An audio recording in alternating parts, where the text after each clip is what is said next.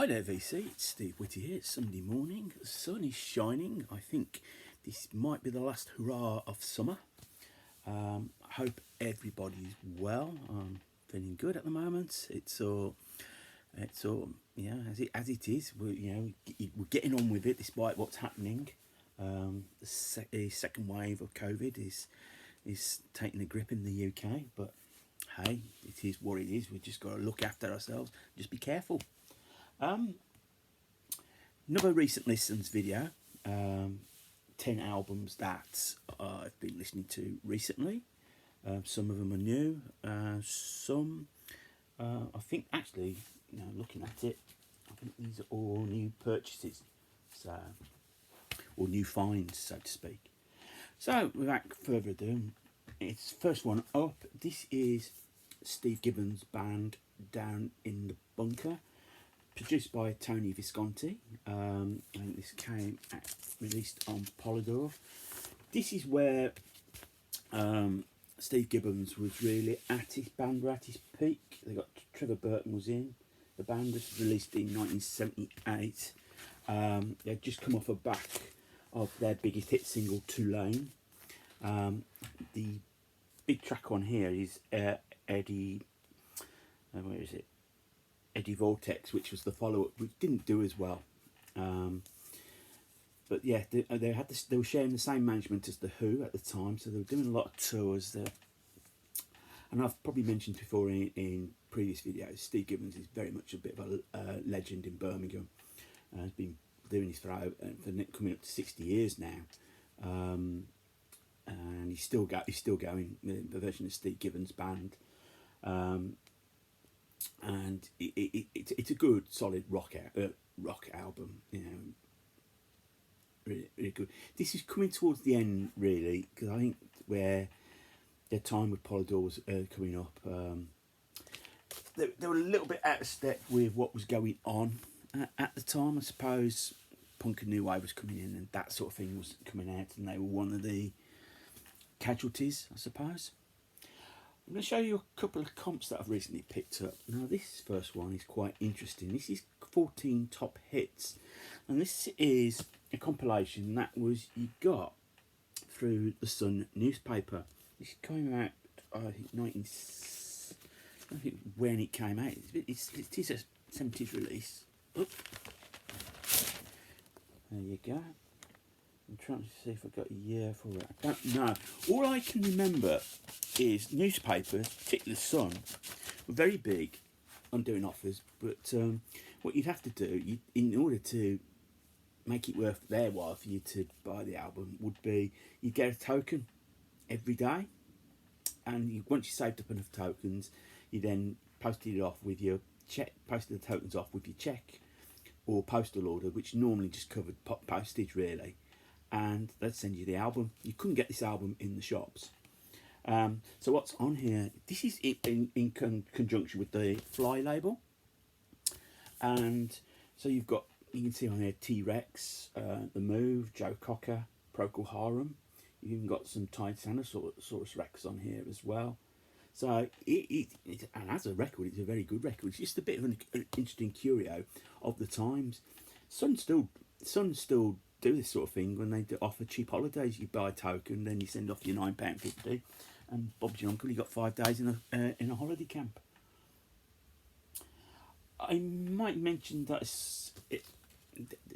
I saw a documentary on The Real Thing about a month ago, and one of the things they were involved in, they put together a song for the soundtrack of the film Black Joy. Then this is the said soundtrack. This was the British attempt at a blaxploitation movie.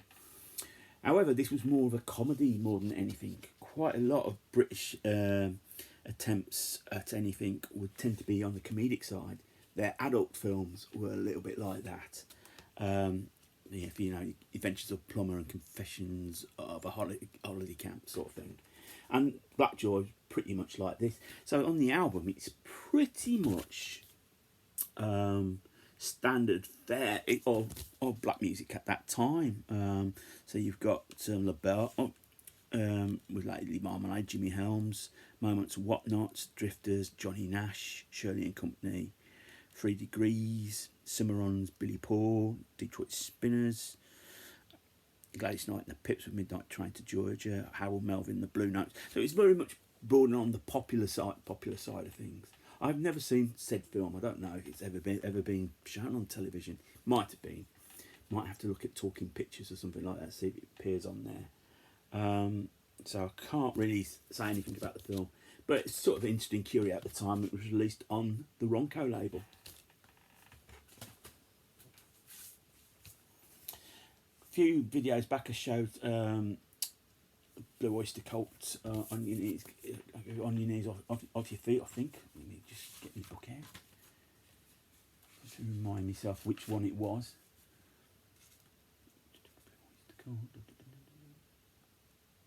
Yeah, On Your Feet or On Your Knees, and that double live album. And this is Some Enchanted Evening, the second live album by Blue Oyster Cult. This came out in '78, just a single album.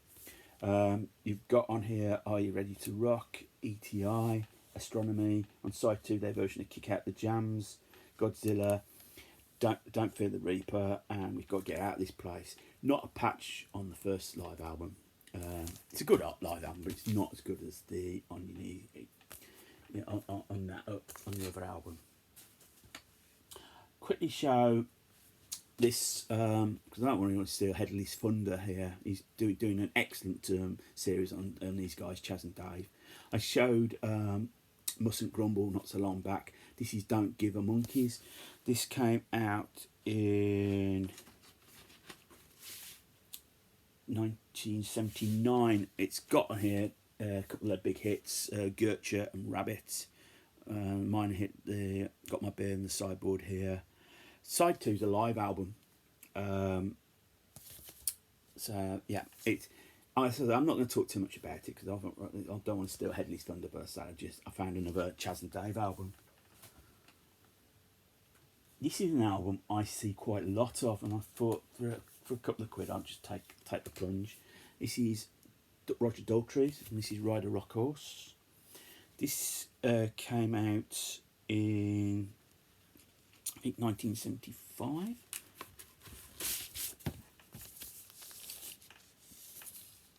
Yes, 1975. This is very much an album written with Russ Ballard. Russ Ballard wrote pretty much all the songs on the album. It's not as good as as the debut solo album, Daltrey, and but it's all right. It's some good songs, and Roger's Daltrey singing. It gives a good vocal performance. I wouldn't have paid too much more for it, but it's just one of those albums I kept seeing. I thought, you know what, let's take a plunge, a couple of quid, and what have we got to lose? So there's that.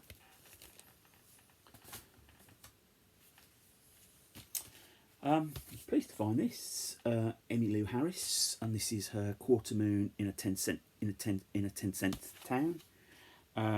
Album came out in 1978. I've got a few Emmylou Harris albums, so if I do come across them, I do pick them up. I do like her voice. Produced by Brian Ahern, features Albert Lee on electric guitar, and there's a link with the Chasm Dave there. Also James Burton's on there as well. There's a cover of Dolly Parton's To Daddy. It's a good solid country album of that time. I quite enjoyed it. I mean, so don't say no to any Emmylou Harris in the collection. It's I do like her voice. Nice little curio that I did pick up. This is Benny King, What Is Soul. This came out in. This is on the Atlantic Orange and Plum. This came out in 1967. I actually enjoyed this. I just picked it up because it was about £1. But I think the cover's battered. Records, a few pops on the record, but it's something I can live with.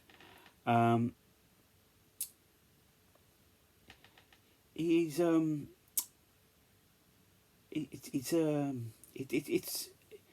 it's quite to describe it. It's still soul. And I don't think he was quite at that point. I don't think his star was waning, but he wasn't at the top at the top of the world. I mean, as much as the sleeve notes were going on about selling British theatres and all that, he wasn't getting. I don't think he, at this point he was getting chart success. So, and they say 12 tracks of American soul by a master, and it is a good soul album. He does a cover of "They Don't Give Medals to Yesterday's Hero" by Bacharach and David. It's teeny weeny little bit. I think it's one of his own. I actually quite enjoyed it. It's a good little soul album. Not up there with the classics, but it's still a half decent soul album. And while I'm there, I'm going to have a slurp.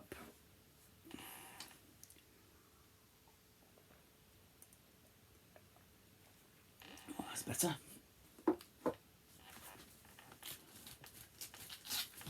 Ooh. Picked this up for a local record store for a £5. This is Lone Star. I've seen this album plenty of times. So I thought I'd just take the plunge on this. They're from South Wales. Lone Star debut album produced by Roy Thomas Baker. There is the band, and you probably see on the guitar there Paul Tonka Chapman, who went on to join UFO, recently passed away. This is a really good album, good hard rock album of the time. It's got Roy Thomas Baker's. He's brought across some of his influences from nuances from Queen, particularly on the opening track, which is the cover of the Beatles' "She Said, She Said." Really goes all over the place. It's a really good. It's a really good album. There is another album I might dig out. As I said. Paul Chapman, when the band split up, Paul Chapman went on to join UFO. He fitted in and out before Michael Schenker officially left. It's a really good album. I was pleased to pick that one up. The final album in this batch, I found this in a charity shop. This is Ned's Atomic Dustbin, and this is Are You Normal? I'll just about make that up. Little tear on the cover, which is a shame.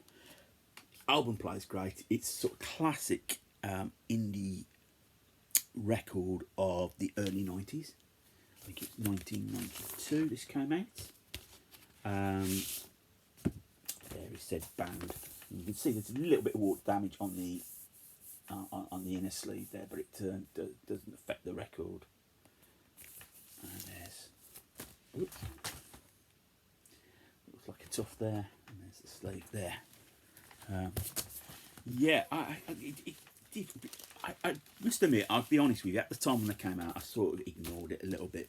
But they sing things like Ned's Atomic Dustbin. Wonder Stuff in a little way I sort of ignored as well, which is more to my shame than anything. The back of the album.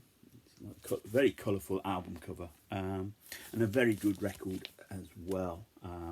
Definitely, if you come across any Ned's Atomic Dustbin, it's worth checking out. Got the name from an episode of The Goon Show, which is, you've probably heard me talk about in previous videos, where I think it's the birth of modern British comedy comes from The Goons, but that dive it takes away from Ned's Atomic Dustbin. Great album. So there you go, VC.